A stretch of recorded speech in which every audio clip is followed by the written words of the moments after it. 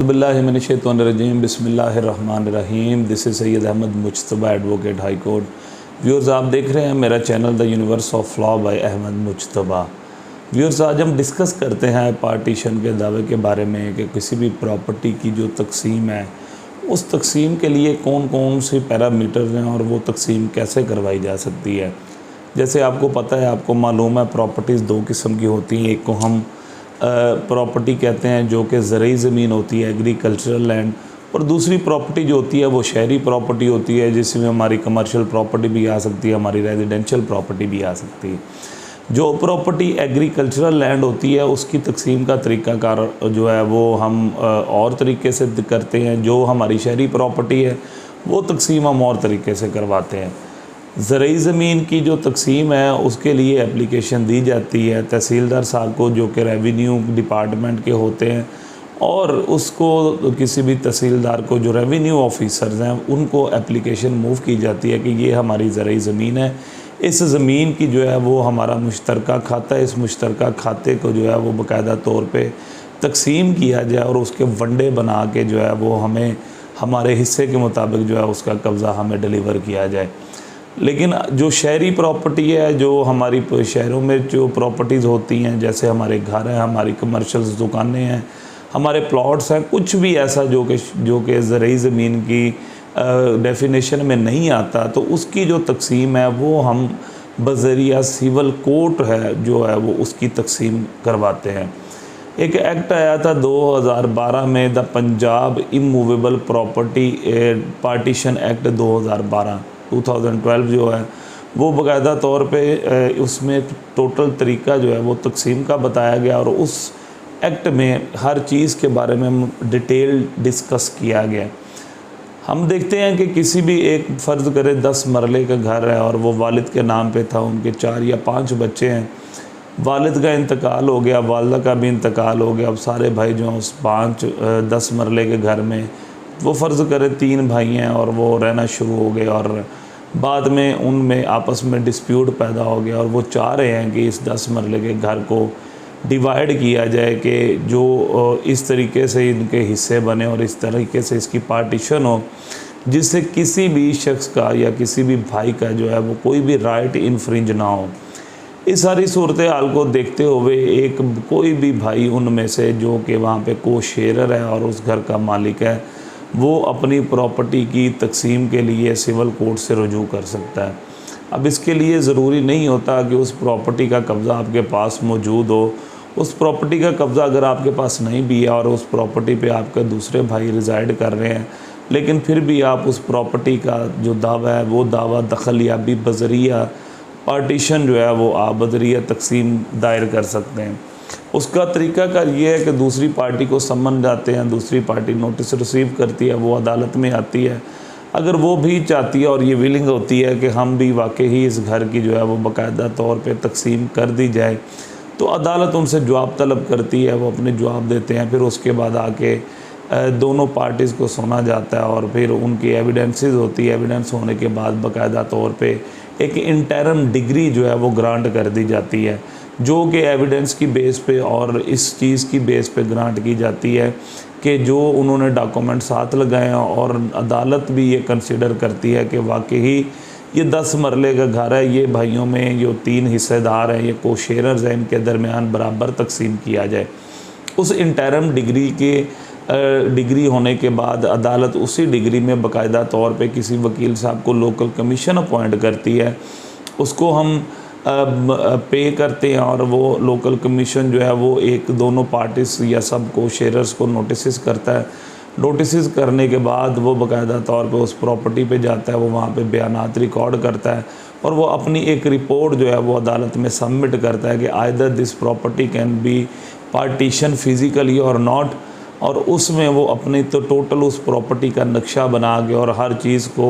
जो है वो अदालत में बताता है कि उस प्रॉपर्टी की सिचुएशन क्या है, ये प्रॉपर्टी आया कि फ़िज़िकली तकसीम हो सकती है, मुरब्बा शेप में प्रॉपर्टी या तकौन में प्रॉपर्टी या नहीं हो सकती। अगर तो वो प्रॉपर्टी मुरब्बा शेप में इस तरीके से तकसीम हो सकती है कि सब भाइयों को या जितने भी को शेयरर्स हैं उनको इक्वली जो है वो उनका हिस्सा मिल जाए, तो अदालत जो है उसी रिपोर्ट की बिना पे उस नक्शे को देखते हुए अदालत पार्टीशन का जो है वो दावा डिग्री कर देती है और बाकायदा तौर पे उनके हिस्से हो जाते हैं। लेकिन फ़र्ज़ करें अगर कोई घर ऐसा है, कोई ऐसा प्लॉट है जिसकी डिवीज़न ही मुमकिन नहीं है, या मिसाल के तौर पे उस प्लॉट की वैल्यू ही 1 मरला है या उस शॉप की वैल्यू 1 मरला है, कुछ ऐसी प्रॉपर्टीज़ जो कि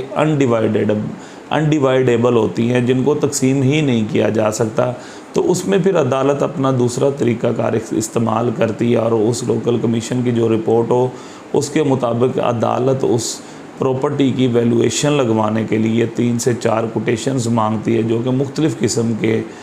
वहाँ के रहायशी और वहाँ के जो प्रॉपर्टी डीलर्स हैं वो ला के कोटेशंस देते हैं कि इस प्रॉपर्टी की जो मालियत है वो तकरीबन 1 करोड़ रुपया है। तो अदालत फिर तमाम हिस्सेदारों को ये कहती है कि अगर आप में से कोई बंदा सरेंडर करना चाहता है तो वो अपना पार्टीशन वाला हिस्सा ले ले, और अगर फिर अदालत जो वैल्यू मुकर्रर करती है उस प्रॉपर्टी की, उसके बाद फिर अदालत ये काम करती है कि तीनों जो को शेयरर्स होते हैं उनमें से कहती है कि एक ही बंदा, क्योंकि चूँकि ये प्रॉपर्टी जो है वो डिवाइडेबल नहीं है, लिहाजा इन तीनों में से कोई एक बंदा जो है वो इसको अपने ज़िम्मे डाल ले और अपना जो है इसको हिस्सा ले ले, और दूसरे जो 2 हिस्सेदार हैं वो उस प्रॉपर्टी के अपने हिस्से के पैसे रिसीव कर सकते हैं। अगर तीनों विलिंग हो कि नहीं इसको अगर आप डिवाइड नहीं कर सकते तो हम इकट्ठे मिल के बेच लेते हैं, तो फिर उनको सूट फॉर पार्टीशन करने का कोई फ़ायदा ही नहीं होता। वो बाकायदा तौर पे अपनी मर्ज़ी से उसका जो है वो कीमत लगवा के उसको सेल करके उसके पैसे डिवाइड कर लेते हैं। लेकिन अगर तीनों में से एक बंदा चाहता है कि इस घर को मैं रखूँ या इस दुकान को मैं अपने हिस्से में रख लूँ और मैं बकाया बहन भाइयों को पैसे दे दूँ, तो अदालत बड़े एहसन तरीके से बड़े अच्छे अंदाज के साथ जो है वो उनकी कीमत मुकर्रर प्रॉपर्टी की कीमत मुकर्रर करने के बाद बाकी तमाम बहन भाइयों को बाकायदा तौर पे कहते हैं कि आप इनकी जो है एक दूसरे के साथ सलाह करके आप एक भाई जो है वो सेल कर दे और दूसरा भाई जो है उसको परचेज़ कर ले। इसको हम इंटरनल ऑक्शन का नाम भी दे देते हैं कि उस प्रॉपर्टी की इंटरनल ऑक्शन कर दी गई है और वो कीमत जो भी रिसीव करते हैं वो इन द कोर्ट रिसीव हो सकती है और अदालत उसके सामने बाकायदा तौर पे अदालत के सामने आके जो है वो अपने हिस्से को रिसीव कर लेते हैं और इसके बाद जो है वो प्रॉपर्टी का तनाज़ा जो है वो ख़त्म हो जाता है।